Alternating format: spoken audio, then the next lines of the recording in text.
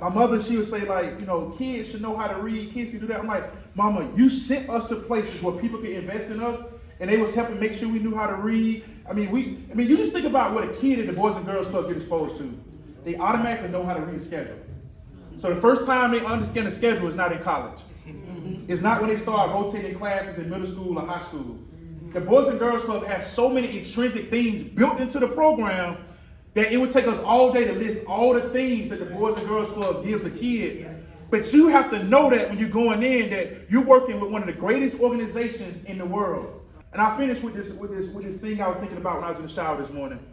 One of the things that bother me the most in my job as an emergency medicine physician is the senseless killing in the community.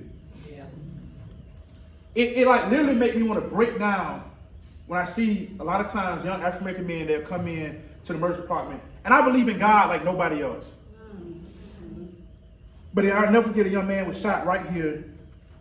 The ED supervisor attendant came in.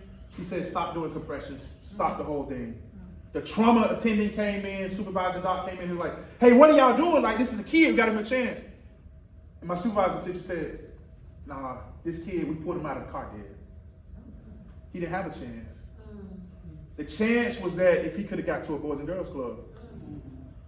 But I can guarantee you, you're less likely to be a victim or a perpetrator of gun violence if you go to a Boys and Girls Club.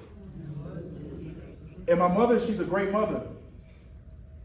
But what I started realizing is that if you got Josh Pierce influencing you, you got Jamie Gilmore influencing you, you got all these men, all these women influencing you, well, it's tough to make a stupid decision outside of the Boys and Girls Club. And then even if you want to, you literally at Boys and Girls Club sometimes from like 8 a.m. to like 6 p.m. at night.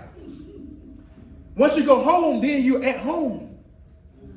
And so I started realizing like, dang, our society might not have a chance unless we have more Boys and Girls Clubs, unless we find ways to get more kids opportunity at Boys and Girls Clubs. Because those kids are less likely to make bad decisions. Kids are less likely to drop out of school if they have a mentor. And at the Boys and Girls Club, I didn't know this term back then, but you automatically have a mentor at the Boys and Girls Club. You have a built-in mentor. And you see all these kids come back, they look up to the people at the Boys and Girls Club. They literally look at you all like heroes. And so as you go back, just remember some of these stories, is that I could have been a victim of gun violence. People look at me and they're like, what, this and that. I had people that I knew that were doing things that they ain't had no business doing. I could have got caught up in it. But guess what? I'm at the Boys and Girls Club. Right. And then all of a sudden now my mindset is geared more towards sports, it's geared towards academics. Because even at the Boys and Girls Club, they would give you like a power hour shirt or something if you made AB honor roll, if you made all A's. And they would literally encourage me at the Boys and Girls Club. You would be a great athlete, but they're like, you're smart. So they expected me to have good grades. Like at the Boys and Girls Club, I had staff asking me, hey, what was your report card? And I'm like, dang, that's my mama's job. But it wasn't this whole thing where you couldn't show them and stuff like that. If they asked for my report card, my mama expected me to show them my report card. Right. And so I just want to thank you all for the work that you do. It doesn't go unnoticed, but you have to remember that you're a hero. Don't wait on anybody else to tell you you're a hero. For these kids, you're a hero, and you might be the only hero they see. Thank y'all for listening to me.